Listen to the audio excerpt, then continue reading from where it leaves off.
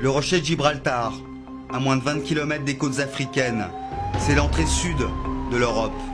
L'un des détroits les plus surveillés au monde est devenu le royaume des trafiquants de drogue. Chronique d'une guerre perdue.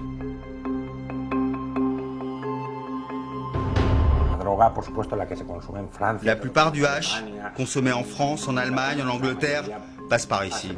Des tonnes et des tonnes de drogue ruissellent des montagnes du Rif marocain. Estimation, 15 tonnes de hashish par 24 heures. Voici le Maroc et la côte espagnole. C'est une autoroute. Ceux qui vont vers la Méditerranée passent par là. Et ceux qui vont en Atlantique par ici. Il y a une ligne imaginaire qui sépare l'Espagne du Maroc.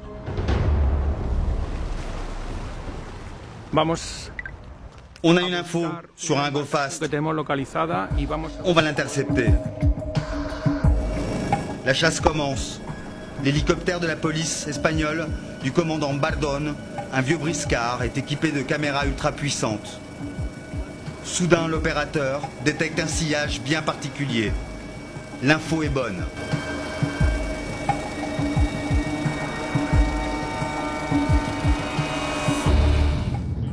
Voilà un go fast. Il y a au moins 1 ou 2 personnes à bord.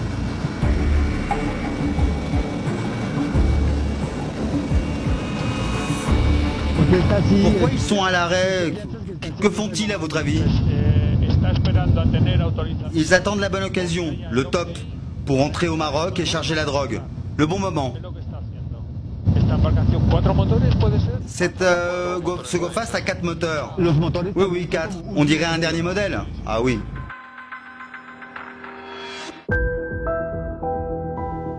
Fini le temps où les gomas, les caoutchoucs comme les appellent les narcos, effectuaient des allers-retours nocturnes entre l'Espagne et le Maroc.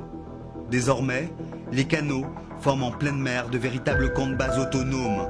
Ces intermédiaires, ou passeurs de nuit, sont équipés de tentes, ravitaillés en nourriture et en carburant par des embarcations pleines de bidons qui font office de pompes à essence mobile. Ils peuvent attendre des jours leurs instructions dans les eaux internationales.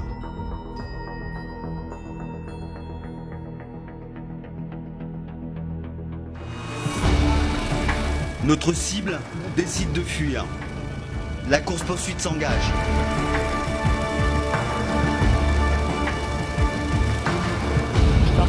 Ils mettent les gaz et ils sont prêts à passer quelques jours en mer.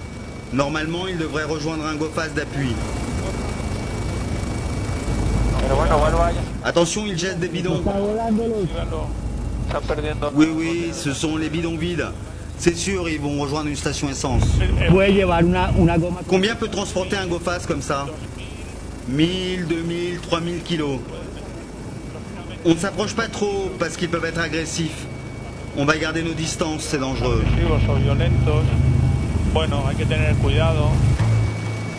Dans ce go fast, pas de drogue. Peut-être un leurre. C'est en permanence. Il y en a tout le temps. Un go fast puis un autre. Beaucoup de leurres, mais ils occupent le plan d'eau. C'est inchiffrable. 2000 et encore 2000 kilos. Des milliers de tonnes. Je ne sais pas combien.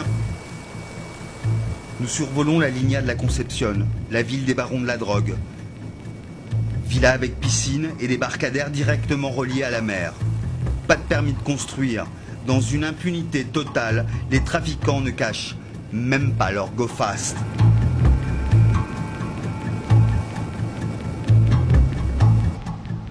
Sur le front de mer du village, chaque maison a sa guérite. Vue sur le golfe, certaines sont même équipées de radars pour détecter le moindre mouvement des autorités. C'est le quartier de San Bernardo. Dans une région plomblée par 35% de chômage, les narcos sont devenus les principaux employeurs et la ruée vers leur brin attire toujours plus de candidats, surtout chez les jeunes. Ici, un jeune de 20 ans peut gagner 1000 € juste avec un walkie-talkie en une nuit pour surveiller la police.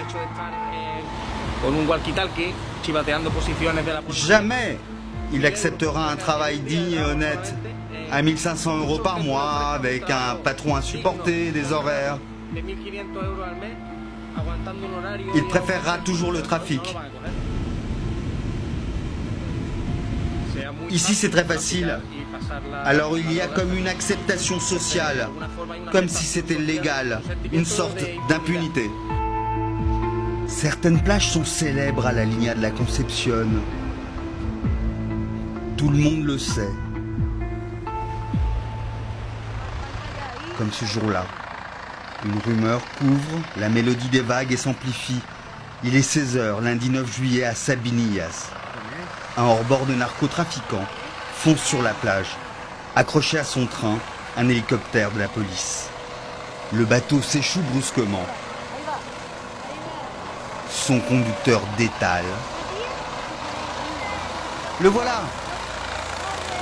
Vas-y, cours!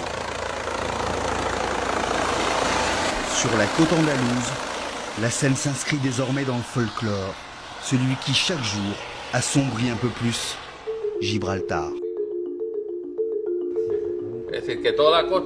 Toute notre côte est équipée avec un système de surveillance ultramoderne.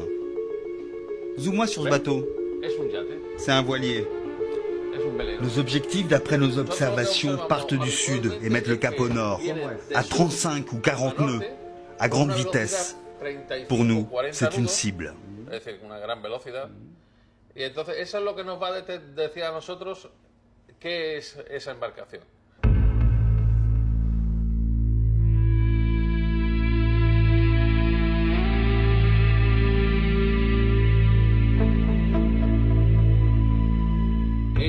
En plus, ils ont des radars ultramodernes pour nous détecter.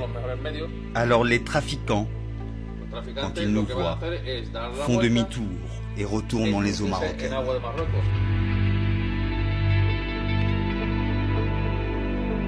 Les dealers font des signes à l'hélicoptère. C'est pour manger. Pour ces délinquants, la faim, celle du ventre, justifie les moyens. C'est un go-fast rempli de drogue, des bateaux semi-rigides avec 3 moteurs très puissants. Là, ils accostent à la plage. Et il y a un groupe de personnes qui les attend. Ce sont eux qui vont débarquer la drogue vers les 4x4. On voit bien les ballots de drogue qui sont chargés dans ces voitures, évidemment volées. Ensuite, ils filent aux planques. On appelle ça les guarderies, là où ils stockent le hash.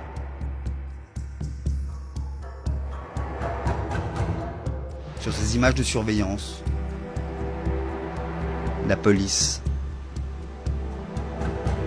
va détecter un réseau.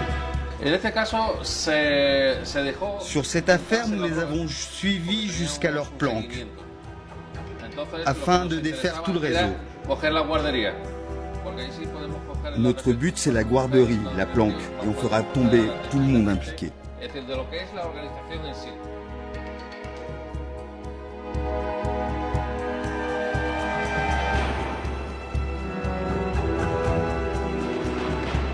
Les garderies sont des maisons de particuliers où est stocké le hashish. Police!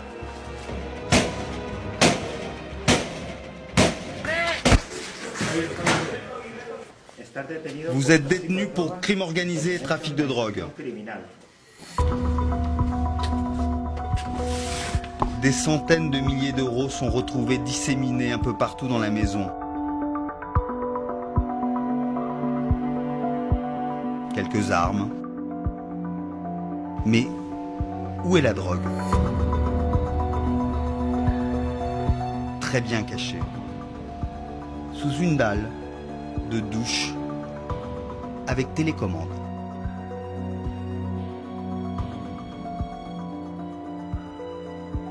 Une centaine de tonnes de hashish sont découvertes dans le sous-sol de la villa.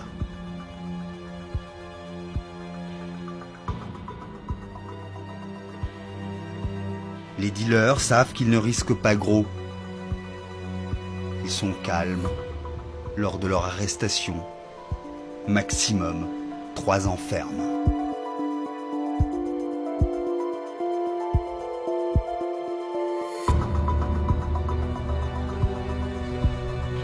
À la Línea de la Concepción, on ne sait plus où stocker les centaines de go fast saisis chaque année. Une guerre perdue pour le procureur général? Ce n'est pas une guerre perdue, mais c'est une guerre longue.